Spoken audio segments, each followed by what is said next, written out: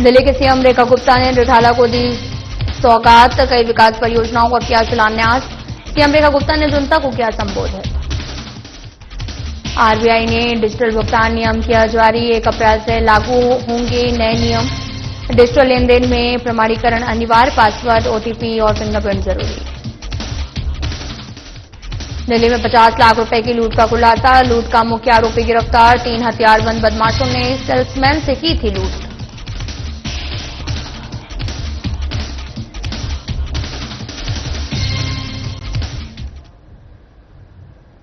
नमस्कार, मैं हूं आपके साथ अंकिता पाल। बुलेटिन की शुरुआत करते हैं। दिल्ली के सीएम रेखा गुप्ता ने रिठाला में कई विकास परियोजनाओं का शिलान्यास किया है। इस दौरान सीएम रेखा ने सभा को संबोधित भी किया। क्या कुछ कहा, सुनाते हैं आपको। हरी दोपहरी एक साथ 1002 उद्घाटन। भाई 1000 तो आप बिल्डिंग्स पे नए सोलर प्लांट लगा रहे हो, अलग अलग उद्घाटन करने जाओ अगर 25-25 वाट के तो कितना टाइम लगेगा। हमने 1000 सरकारी बिल्डिंग्स पे हर एक पे सोलर प्लांट लगाने का काम आज से शुरू किया है, जिसे जनवरी माह तक पूरा कर लिया जाएगा। और जैसा हमारे आदरणीय ऊर्जा मंत्री जी ने कहा कि 55 मेगावाट की बिजली इन 1000 बिल्डिंग पे सोलर प्लांट लगा के जनरेट की जाएगी। तालियां कम बज रही है। एक तो ये सारे हमारे सुरक्षा वाले बीच में आ जाते हैं, शक्ल देखने नहीं देते, बाकी के ये कैमरे वाले घेर लेते हैं। भाई इधर आ जाओ थोड़ा थोड़ा। हाँ, ये दिखते नहीं है, तुम भी इधर आ जाओ भी थोड़ा सा, थोड़ा दिखने दो ये आखिरी तक। इधर आइए आइए आइए, इस तरफ आइए आइए, थोड़ा व्यू क्लियर कीजिए। वो बैठे हैं, मिलने आए हैं। आज के कार्यक्रम में उपस्थित हमारे ऊर्जा विभाग के बहुत ही ऊर्जावान मंत्री, जो कि अपनी मेहनत और सूझबूझ ज्ञान के माध्यम से लगातार अपने मंत्रालयों में नई नई योजनाएं लाकर के, पॉलिसी लाकर के दिल्ली को प्रत्येक दिन नई सौगात, नए उपहार देते हैं, ऐसे भाई आशीष सूद जी। एक बार ताली जोरदार होनी चाहिए भाई। हमारे इस क्षेत्र के बहुत ही लोकप्रिय सांसद, प्रदेश के महामंत्री योगेंद्र चंदोलिया जी, हमारे बहुत ही डायनेमिक और कद्दावर नेता और यहां से विधायक भाई कुलवंत राणा जी, भाई राजकरण खत्री जी, नेडू चेरियन जी जो कि दिल्ली फायर सर्विसेज के प्रिंसिपल डायरेक्टर हैं, रवि ददीच जी जो विशेष सचिव हैं ऊर्जा विभाग दिल्ली सरकार के, और सीईओ टाटा पावर दिल्ली इसदास बकाश जी। साथियों, एक सरकार थी जो पिछले 11 साल से शासन में थी। एक उद्घाटन सोचते भी थे तो उसका गाना गाते रहते थे, कई दिन तक वो गाना गाते रहते थे, करेंगे करेंगे करेंगे। बाद में पता चलता था वो उद्घाटन हुआ भी नहीं। ऐसी अनेकों योजनाओं के गाने उन्होंने गाए। पॉल्यूशन खत्म कर देंगे, पराली बना देंगे, सारे हरियाणा पंजाब को दे देंगे। मैं मुख्यमंत्री बनी, मैंने खोजा भाई कहां है पराली, वो नजर नहीं आई। कह रहे बनी ही नहीं थी मैडम। मैं कहा क्या बात कर रहे हो, बनी नहीं थी? ये खर्चों में तो 25 करोड़ रुपए लिखे हुए हैं पराली की एडवर्टीजमेंट के। कह रहे मैडम बनी ही नहीं। अच्छा भाई। फिर वो कहते थे पॉल्यूशन खत्म कर दिया, टावर लगा दिए। मैं कहा कहां लगा? कह रहे जी एक लगाया था कनॉट प्लेस में, 2 महीने में बंद हो गया। मैं कहा उसका भी खर्चा 10 करोड़ रुपए दिखा रखा है, उसके लिए भी बड़ी एडवर्टीजमेंट हुई। हमने ये कर दिया, हमने ये कर दिया। ऐसे ऐसे मॉडल प्रस्तुत करते थे कि पढ़े लिखे लोग चक्कर खा जाते थे, जो अपने घरों के ड्राइंग रूम से बाहर नहीं निकलते थे, जो केवल टीवी देख करके दिल्ली के विकास को नापते थे। ऐसे लोग सोचते थे पता नहीं दिल्ली में क्या क्या हो रहा है। जब फील्ड में जाते थे आम जनता के बीच में, तो उस आम आदमी पार्टी की एक एक परत खुलती जाती थी। दिल्ली इतनी पिछड़ती ना, यदि वो ईमानदारी से दिल्ली में थोड़े भी काम कर जाते, दिल्ली इतनी पिछड़ती ना। वो 15 साल की सरकार भी आई और आके चली गई, 11 साल की सरकार भी आई और आके चली गई। दिल्ली आज भी उतनी ही व्यथित थी, पीड़ित थी, शोषित थी। देश की राजधानी होने के बावजूद भी दिल्ली के लोगों को कभी वो अधिकार मिले ही नहीं, वो सुविधाएं मिली ही नहीं जिसकी वो अधिकारी थे। एक छोटे छोटे काम के लिए दिल्ली को तरसना पड़ा था। पॉल्यूशन आया तो ग्रैब लग गया, काम धंधे बंद हो गए। बारिश आई तो सड़कें डूब गई, घर से निकलना बंद हो गया। गर्मी आई तो बिजली बंद हो गई। बच्चे को स्कूल भेजा तो बुरा हाल था। अस्पताल में गए इलाज कराने तो कुछ डॉक्टर मिला ना दवाई मिली। ऐसी एडवर्टीजमेंट की मॉडल प्रस्तुत करने वाली सरकारें थी। पर आपने आशीर्वाद दिया, अपना वोट दिया। दिल्ली में 27 साल बाद वनवास खत्म करके भारतीय जनता पार्टी की सरकार बनी। और उस दिन से, जिस दिन से हमारी पूरी सरकार ने शपथ ली, वो दिन है और आज का दिन है। मात्र 7 महीने हुए हैं, पर मैं निश्चित रूप में बता सकती हूं कि हमारी पूरी सरकार, सभी मंत्री, सभी विधायक दिन रात जनता की सेवा करने में और दिल्ली को प्रगति दिलाने की दिशा में काम कर रहे हैं। नहीं तो ये संभव नहीं होता कि एक दिन में इतनी इतनी योजनाओं को हम दिल्ली की जनता को समर्पित करते। हमने प्रण लिया मोदी जी के जन्मदिन पे सेवा पखवाड़े में 15 दिन 75 योजनाएं। पर मैं दिल्ली को बताना चाहती हूं 75 से कहीं ज्यादा, कहीं आगे हम बढ़ चुके हैं। जैसे आज 1000 सोलर प्लांट का उद्घाटन कर रहे हैं। पिछली सरकार होती तो उस 1000 को 10,000 में गिनती, और हमने इसे एक योजना गिना है। हमने नहीं कहा कि हमने 1000 जगह का उद्घाटन कर रहे हैं।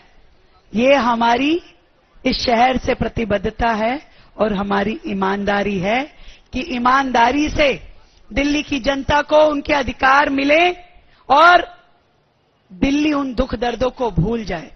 आज का ये कार्यक्रम, जिसमें हम मेन रूप से 3 उद्घाटन कर रहे हैं। एक तो ये फायर स्टेशन, जिसका उद्घाटन आज है। कुलवंत जी, सारी बातें यहीं करोगे क्या? बाकी की बाद में कर लेंगे। ये क्लास के वो शरारती बच्चे हैं जिनको सर पीछे बिठाते थे। मतलब अपनी तो कह ली, मेरी सुन नहीं रहे। ऐसे की नहीं रखी भाई हमने। तुम्हारे विधायक जी बहुत तेज है।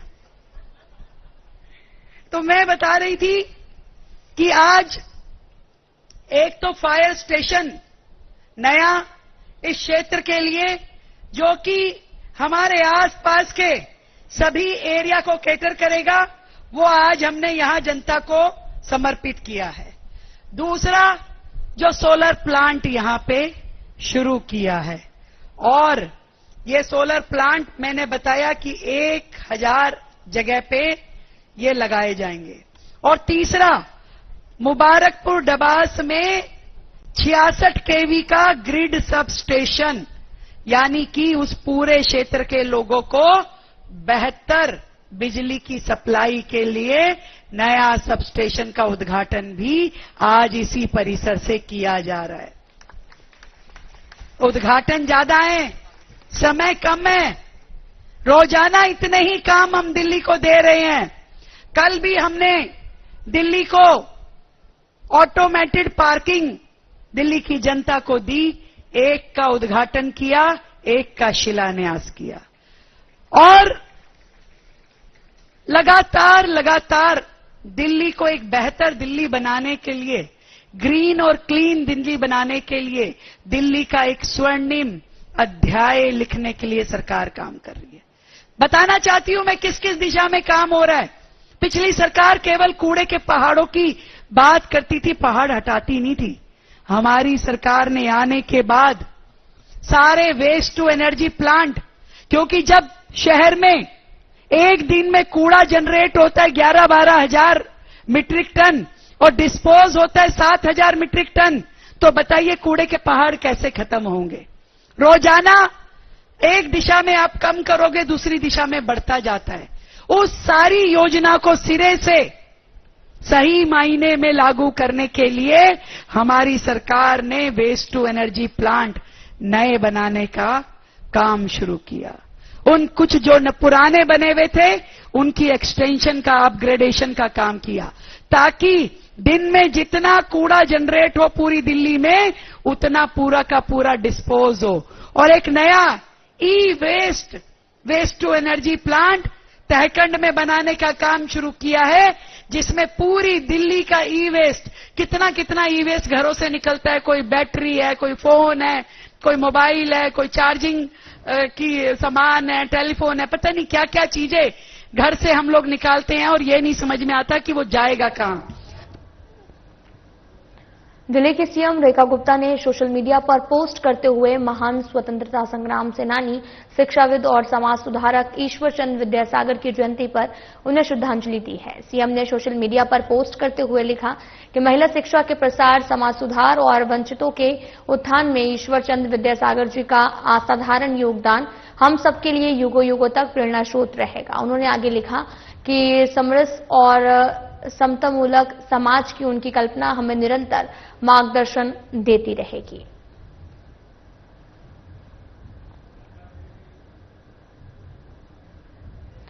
तो वहीं दिल्ली की सीएम रेखा गुप्ता ने सोशल मीडिया पर पोस्ट करते हुए सूबेदार जोगिंदर सिंह की जयंती पर उन्हें श्रद्धांजलि अर्पित की। सीएम ने भारत चीन युद्ध में अपनी अदम्य साहस और मातृभूमि के प्रति अपार निष्ठा का परिचय देने वाले सूबेदार जोगिंदर सिंह की जयंती पर उन्हें कोटि कोटि नमन किया। मुख्यमंत्री ने आगे लिखा कि सूबेदार जोगिंदर सिंह जी की वीरता और निष्ठा के लिए उन्हें परम वीर चक्र से सम्मानित किया गया था। उनके जान की परवाह किए बिना उन्होंने दुश्मन से लोहा लिया, अंतिम सांस तक उन्हें कर्तव्यों का पालन किया। युद्ध के मैदान में उनका साहस और शौर्य न केवल हमारे सैनिकों के लिए बल्कि पूरे देश के लिए प्रेरणा का स्रोत है।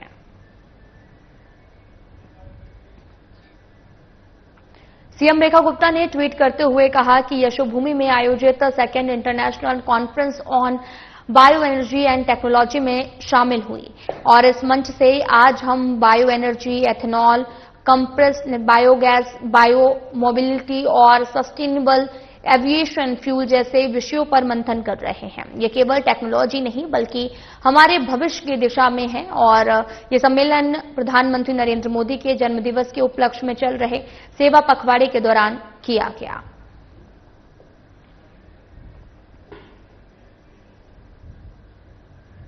और साथ ही आपको यह भी बताते चलें कि उन्होंने ये भी लिखा कि 100 टीपीडी कंप्रेस्ड बायोगैस प्लांट का शुभारंभ हो गया है और जिससे दिल्ली वासियों को समर्पित कर रहे हैं और आज घोघा डेयरी में इसका आयोजन किया गया।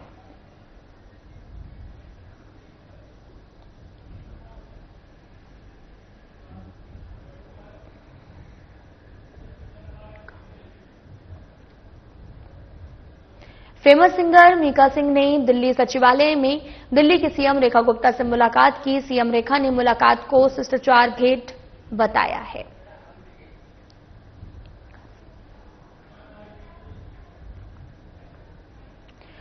तो वहीं राष्ट्रपति द्रौपदी मुर्मू ने नई दिल्ली स्थित राष्ट्रपति भवन के सांस्कृतिक केंद्र में प्रतिष्ठित राष्ट्रीय भूविज्ञान पुरस्कार 2024 प्रदान किया। राष्ट्रीय भूविज्ञान पुरस्कार भूविज्ञान के क्षेत्र में देश के सबसे पुराने और प्रतिष्ठित सम्मानों में से एक है।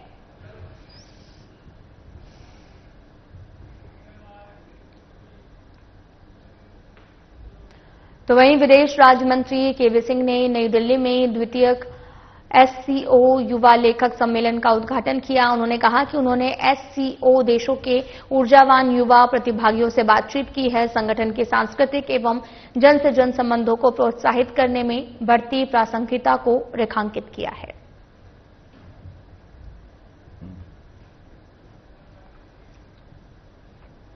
भारतीय रिजर्व बैंक ने डिजिटल भुगतान लेन देन के प्रमाणीकरण पर आपको बताते चलें कि भारतीय रिजर्व बैंक ने डिजिटल भुगतान लेन देन के लिए प्रमाणीकरण पर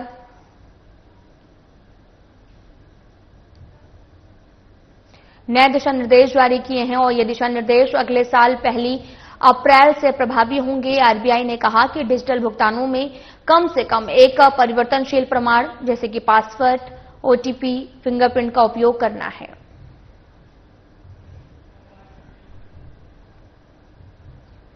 दिल्ली पुलिस क्राइम ब्रांच ने इंस्पेक्टर संदीप स्वामी के नेतृत्व में सुभाष प्लेस थाना क्षेत्र में हुई 50 लाख के सोने चांदी के गहने की लूट का खुलासा किया, जिसमें पुलिस ने चोरी के मुख्य आरोपी ख्याम को गिरफ्तार कर बड़ी सफलता हासिल की है और 12 जून को कोहाट एनक्लेव मेट्रो स्टेशन के पास 3 हथियारबंद हमलावरों ने सेल्समैन से लूटपाट की थी। इससे पहले अन्य 3 आरोपियों को गिरफ्तार किया जा चुका है। साथ ही ख्याम ने परिवार की स्थिति और पैसों के लालच को कारण बताया।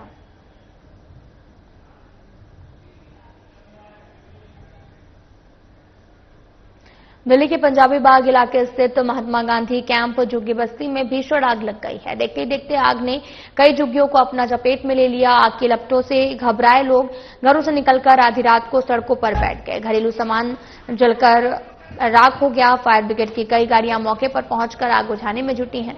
बताया जा रहा है कि 3 लोगों को चोट आई है, हाथ जल गया है। कुछ लोगों ने जान बचाने के लिए छलांग लगाई। मौके पर फायर ब्रिगेड कर्मियों ने काबू पाया। आपदा मित्र की टीम में मौजूद रही। दिल्ली पुलिस जांच में जुटी है। लोग आधी रात को सड़कों पर बैठकर गुजारा कर रहे हैं।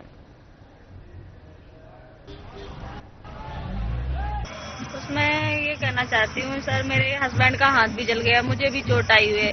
जितने सारे जिसके साथ पैसे थे वो भी सारे पैसे भी जल गए और वो जो फोन थे फोन भी सारे गायब उसी में, क्योंकि फोन उठा ही नहीं पाए कोई सामान, तो सारा सामान तो जलेगा, साथ में फोन भी जलेगा। जो पैसे हम लोगों ने कम से कम अब बेलदारी करते हैं, जोड़ के उससे चौक से जाते हैं, मिलते हैं तो अपना पिट्टी दिन तो लाते ही हैं।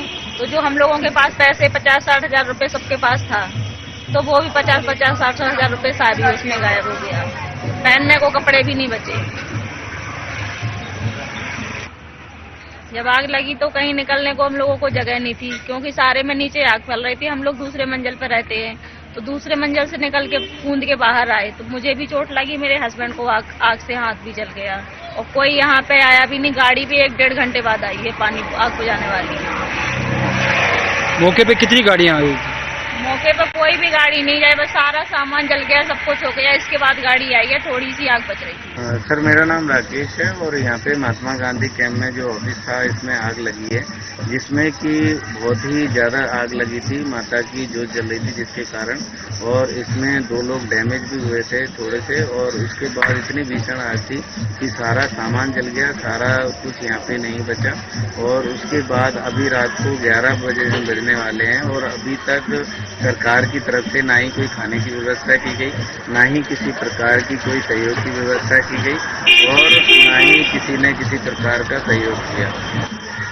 यहाँ पे कोई अधिकारी भी नहीं आए। यहाँ पे डीएम के साहब के उधर से भी कोई कार्रवाई नहीं हुई, डीएम साहब के यहाँ से भी कोई कार्रवाई नहीं हुई। और यहाँ पे आप देख सकते हैं कि यहाँ पे ना ही खाने तक की व्यवस्था नहीं हुई। और जबकि यहाँ पे जो नुकसान है वो भारी मात्रा में हुआ है, जिसमें कि ना ही तो कपड़े बचे हैं और ना ही यहाँ पे बर्तन बचे हैं। और इतनी बुरी तरीके से सारा कुछ जल गया, जिसमें कि सारी चीजें थी। इसमें एम्पलीफायर, कंप्यूटर और स्पीकर वगैरह, 5 मोबाइल थे और भी तरह टीवी लगा हुआ था, जिसके कारण बहुत ही कम से कम 3 लाख रुपए। फिलहाल बुलेटिन में इतना ही। नमस्कार।